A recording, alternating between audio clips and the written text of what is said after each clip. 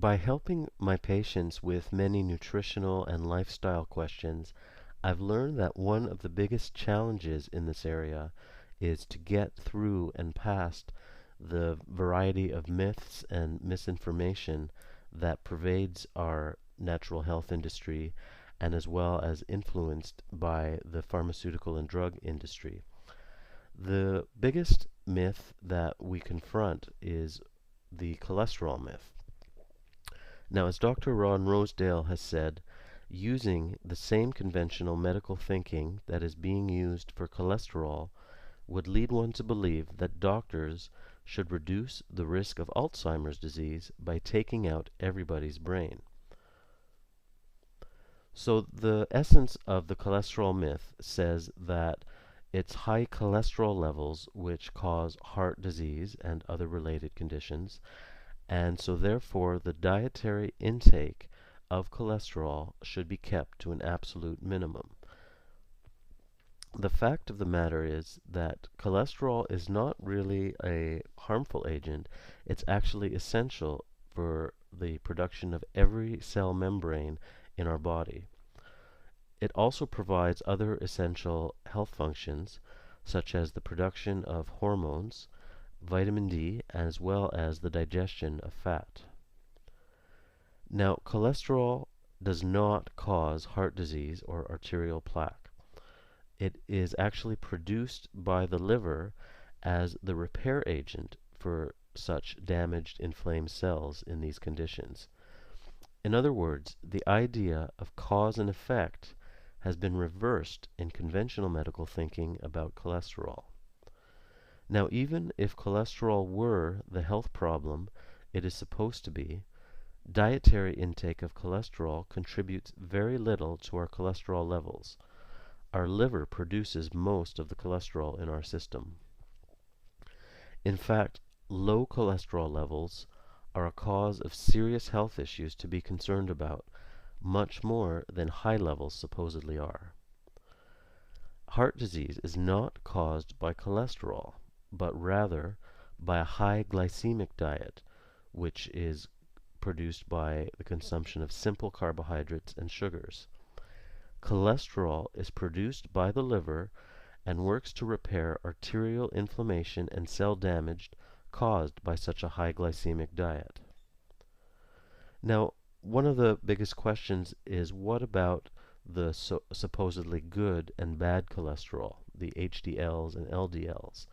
Now, along with the belief that cholesterol causes us harm comes the idea that HDL is good because its role is to collect cholesterol throughout the body and return it to the liver, and LDL is considered bad because it distributes it from the liver out to the cells.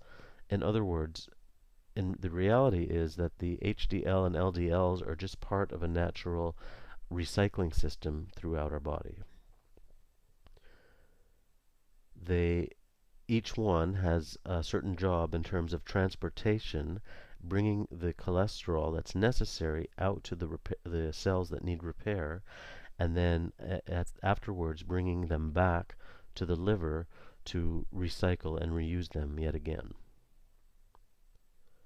Now, there is a true concern with LDL, and that's not whether they exist or not, but that there can be unhealthy or small LDL particles which are able to penetrate the artery walls and cause inflammation, or what we call plaque. This is preventable through a healthy lifestyle rather than a cholesterol-reducing drug or diet. The normal, healthy, buoyant LDL particles are the result of a healthy lifestyle, and the damaging, small, dense LDL particles are partially the result of a poor lifestyle, including factors of obesity, smoking, and being more sedentary. Now, the statin drugs, or the cholesterol-reducing drugs, are widely promoted and prescribed through the conventional medical system, but there are many direct side effects of these drugs, and as well there are very extreme health dangers of having too low of a cholesterol level. Just about the only thing that's made healthier by statin drugs are the profit margins of the pharmaceutical companies. It's the intake of sugars and carbs which needs to be minimized or even eliminated for arterial and heart health. A high glycemic diet from refined carbs is linked with a greater risk of heart disease.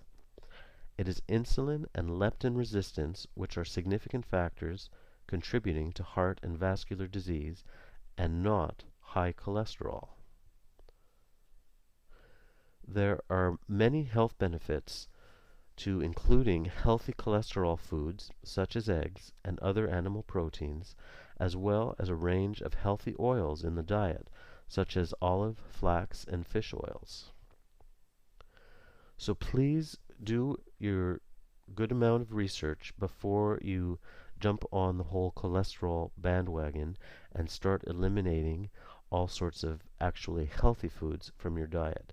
The whole the whole issue around cholesterol has actually been reversed largely as a means of selling statin drugs and increasing the profits of the pharmaceutical companies. The actual facts behind the matter, as I've outlined in this presentation, actually illustrate the reverse situation. So please take your time to learn about these facts and the research behind all this and make much more rational and healthy choices for yourself.